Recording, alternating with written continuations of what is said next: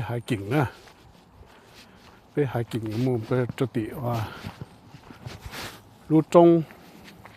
Fuji nữa nè trong Fuji có tỷ nó trong xe tata lúc nào lúc trong ở xe chấp lời nhớ trong Japan nữa nè lúc trong Fuji nữa nè cho nên nó mới hay lúc lake lúc bắt đêm nè lúc tới chờ Nhật Bản nó mà lấy vào tàu tiêu nó rong cơ li đủ lúc xưa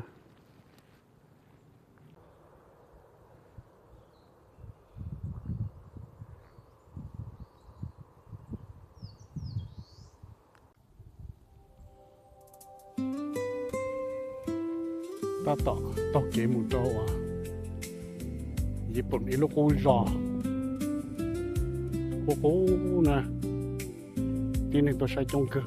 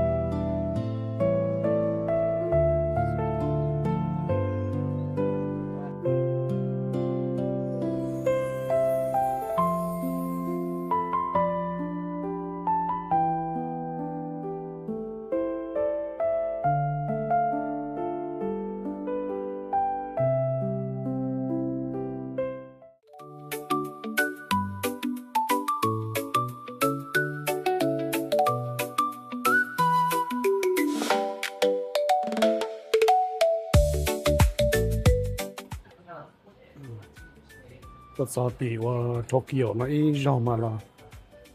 nó là chấm ít rau nè cho có chấm là chơi yên do lại cho tin nó chỉ nè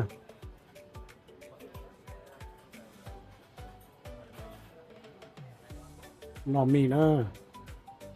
ok sao nè sao qua dùng để cho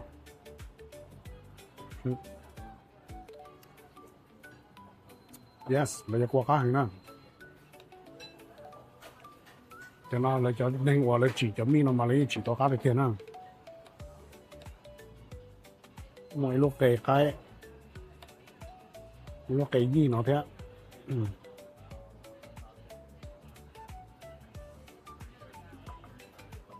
lại buồn á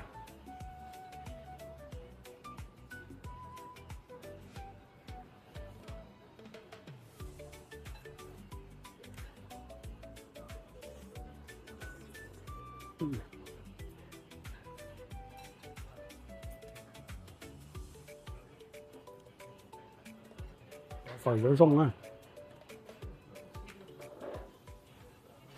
cho cô cá được tiền rồi đấy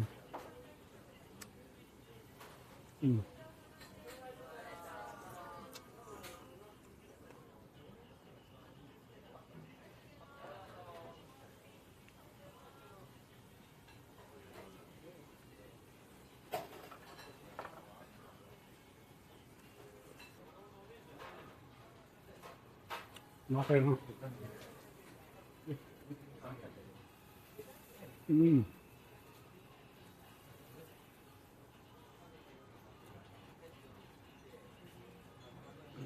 hauv đó cây cắt cơ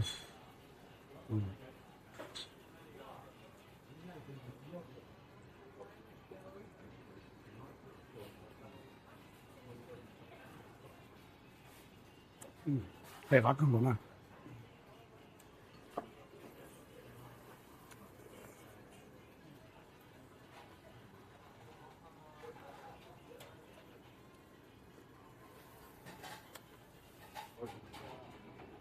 rồi đằng cái nó là chỉ to nó là sai tí chọn là chính đó sao này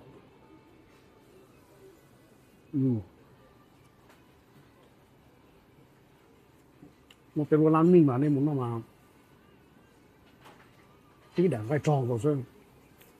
nó chỉ cho nó như trí thôi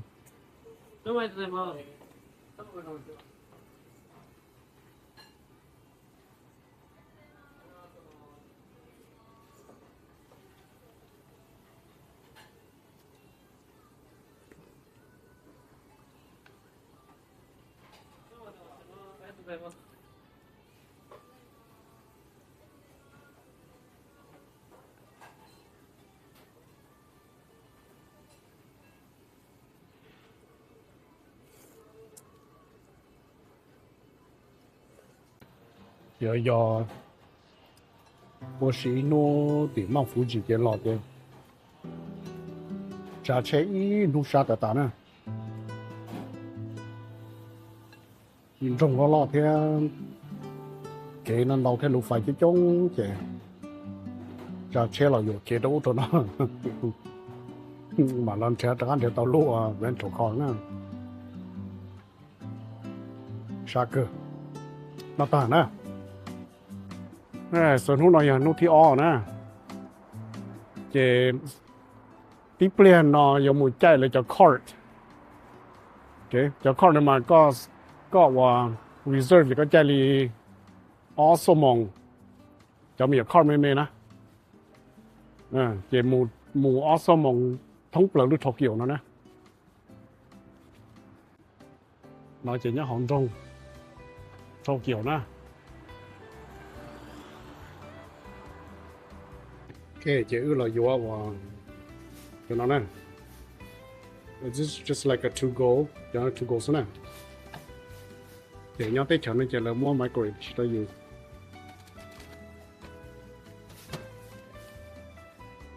Hiện đa, là như nó nè. Okay, sao nữa? Nó mình chỉ chạy cho. nó chỉ chọn đây có mà mua xí cho ta la qua lên thì cho nó món nó chế món nó đó every corner nè dân giỏi có chỉ tao mua tàu tên lăn nó món nó chỉ có yếu tên giả trong nó xí sau cú mua cú yếu tài của mua mới ít đàn dê đàn nó ít đàn to chỉ không broccoli nó thế and this is nó yang ít đàn ngay bộ kia thì nó chỉ là họ potato salad I think. Okay, sao lại cho để cho fast food nha, nhắm tới chờ nó nè, tới chờ Nhật Bản nè, potato salad.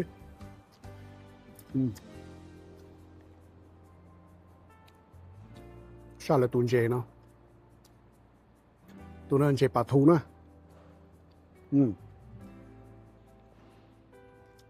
Hay là thế nào là tuần dê nào.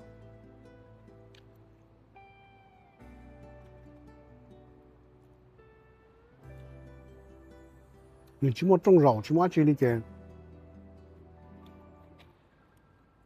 Một số họ tự kiến nó hẳn đó rồi.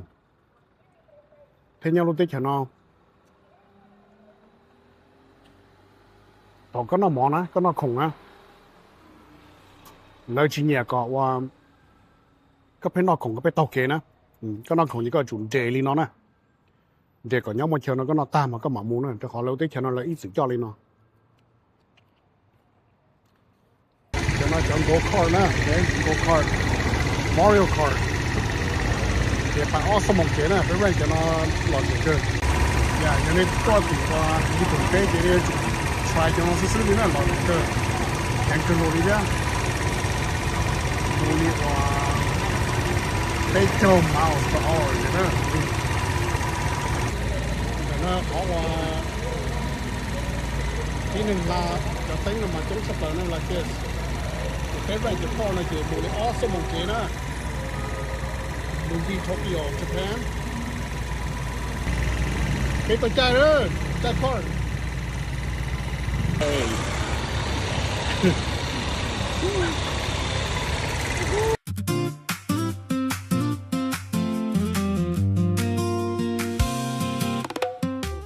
Lúc ta làm nó chỉ hùa Ueno nữa nè. Ueno, Japan. Linh nâng gầu tới nè thì ra Tokyo tốt nè. Lúc ta làm nó mà rong mò tới cái kế mà đâu lên đâu khẩn giờ. Tới khổng kia khổng uasi khổng đâu lên đâu.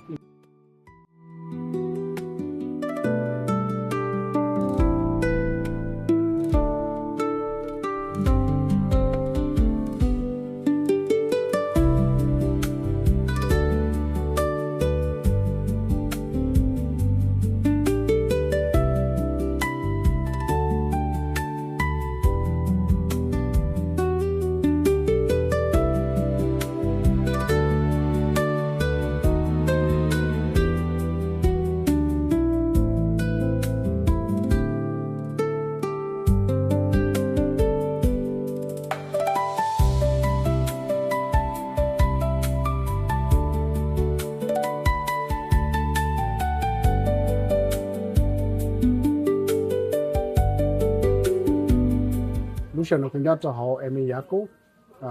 street market nè, so cũng bỏ lại cho và tempura nó gì khác hơn gì cũng thì nó non là gì nè, là khi lại cho và tempura lên nó nữa, ok cũng tại và tempura là cho nè, mình đang là cho lại gì khác cái kia, lúc nó chỉ do ít lúc cây kia nè, nó chỉ do lừ, nó chỉ chưa ót trong chưa, nó do ít ít tuổi, nó là ít tuổi trên nó nè, cái sao hôm nào giờ mò xứ, cái gì khác cơ, bỏ chỉ tao nó liền nè, cái sao nè. Gì ba cái kia đặt厨师 really okra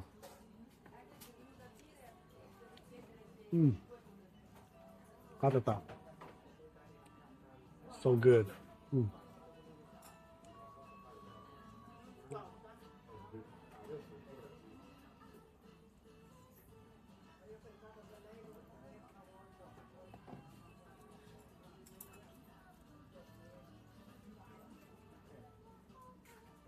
Cô theo tá hệ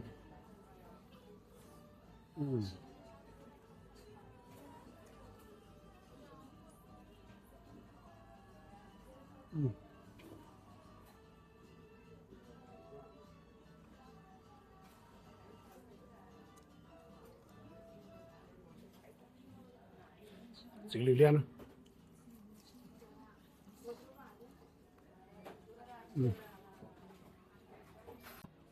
cho cái thọ vào còn có cho liệt được chưa chỉ bảo tiền nào bây giờ nó chú ý rồi cho cái travel sư chỉ sao nó có cho đấy mà wa tôi cho lại cái gì nữa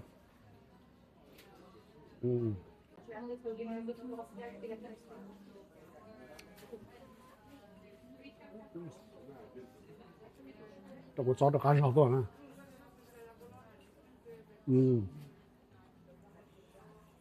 nó cũng dễ nè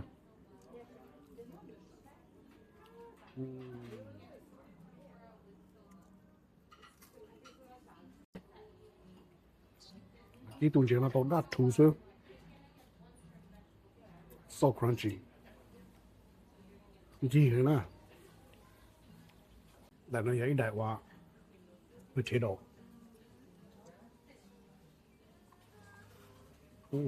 có chưa ha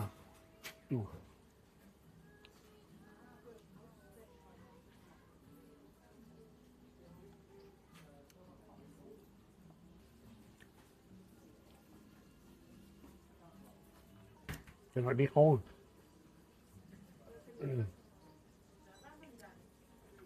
chọn lắm thì nó sẽ có một vài lúc ta lại chỉ lên mua chọn đi con nó free thế nào cho nên trong cái sản phẩm rồi thì mua xem đưa rồi từ từ đi xem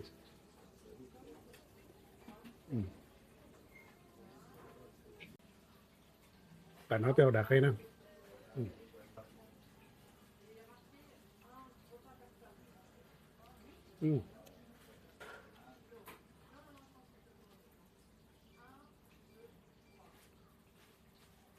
cái là fish cake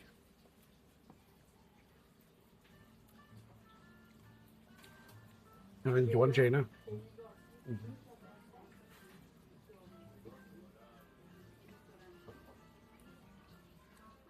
để sao lúc đó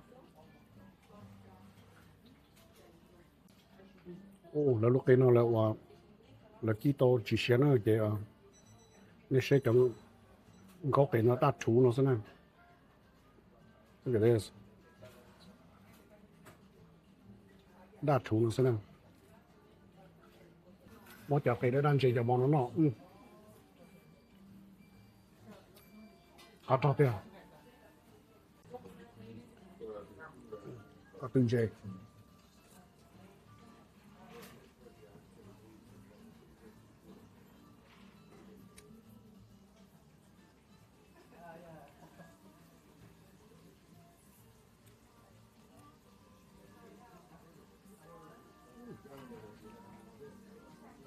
nó có lia nó muốn có lia uống cá kìa lấy chỉ nó còn cá gì đi bên nữa có một giờ là tới đây hầu là chỉ mà cá gì này chụp lia sao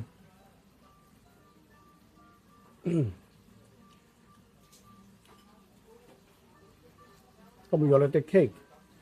mà là chỉ cá gì này chụp lia sao rồi giờ cho nên nhóm để sắp bê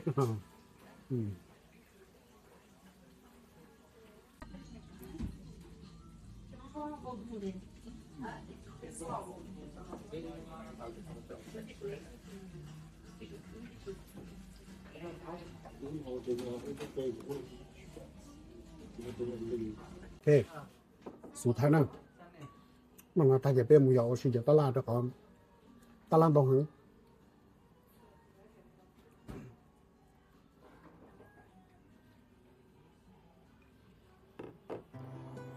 oh you guys nó mỏ thả nè bây giờ nó mỏ những cá trâu là oh man so satisfied chỉ mà nó chỉว่าtao kể một cái cái plea bỏ nhà hay là sáng nó chỉ chỉ liều xí nè lúc ta làm làว่ายังchỉ nhau tôi cần cầu nè nên trong là trong họ rau món đâu lần đâu rồi lên thì họ tao tua cho tới chiều nó là họ là sau này nó nè